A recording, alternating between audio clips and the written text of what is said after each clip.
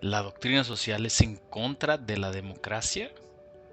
En realidad no, pero según lo que hemos ido platicando, sí existen críticas a los principios por detrás de algunos elementos de la democracia, y al mismo tiempo se proponen otras formas de ver las relaciones sociales para crear relaciones más integrales. Entonces hemos ido platicando sobre la necesidad de la doctrina social en el contexto actual, en el que estamos bombardeados por diferentes informaciones todo el tiempo, redes sociales, y vemos que el mundo necesita una referencia. Estas últimas semanas han sido críticas. Parece que la Tercera Guerra Mundial estuviera a la vuelta de la esquina, y en medio de eso todo vemos que muchos líderes mundiales caminan aparentemente por eh, vías egoístas, vías de intereses particulares o de grupo, y hace falta que se orienten a los principios de la doctrina social, como es el bien común. Está también la dignidad de la persona humana, la solidaridad, la subsidiariedad, y estamos platicando también de la existencia del el derecho natural contrapuesto con el derecho positivo, que es lo que ya se promulgó a través de leyes, que debería ser un reflejo del derecho natural, que se refiere a las realidades trascendentes.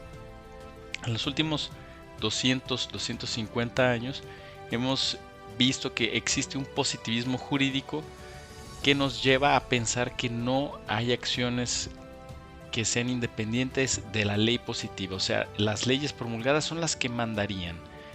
Y nos dice también que entonces toda ley promulgada, toda ley real que está en una publicación, por ejemplo el diario oficial, crea derechos.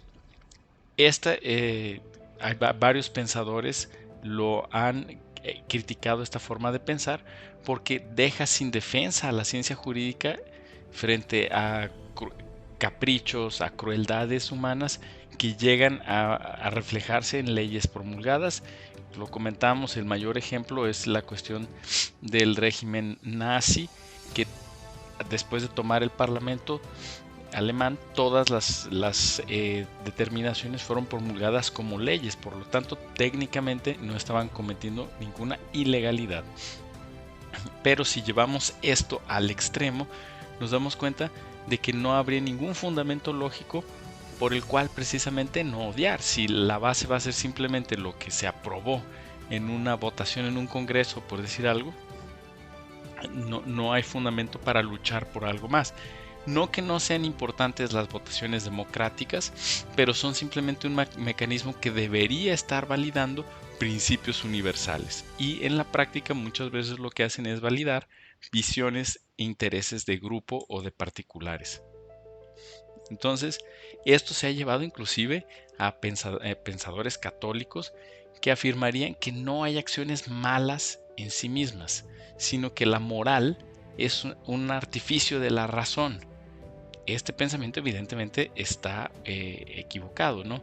Y pensarlo así sería una cuestión monstruosa.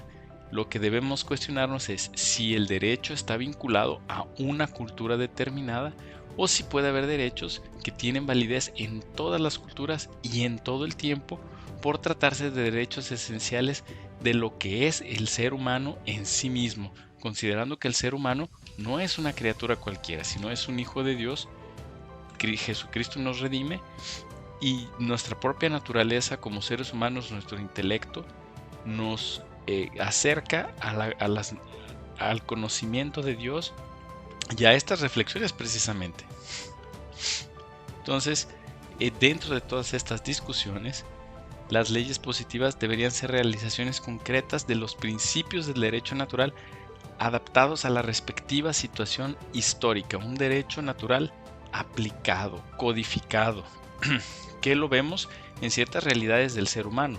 Prácticamente en todas las culturas el asesinato, el robo, el daño a la propiedad privada está penado, y en casi todas las sociedades humanas también, hasta hace poco tiempo atrás, el núcleo familiar se reconocía como una institución básica de la sociedad donde se forman los ciudadanos del futuro, y que por lo tanto necesitaba una protección jurídica especial.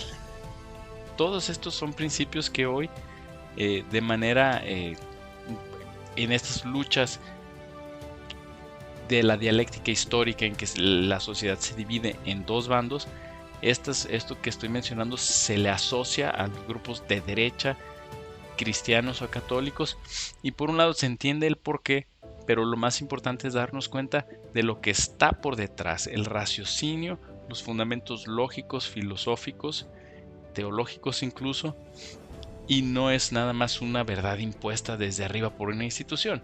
Hay un fundamento del porqué. Y conocer todo esto nos va a ir llevando a entender mejor la situación y a ir construyendo propuestas específicas para nuestro entorno.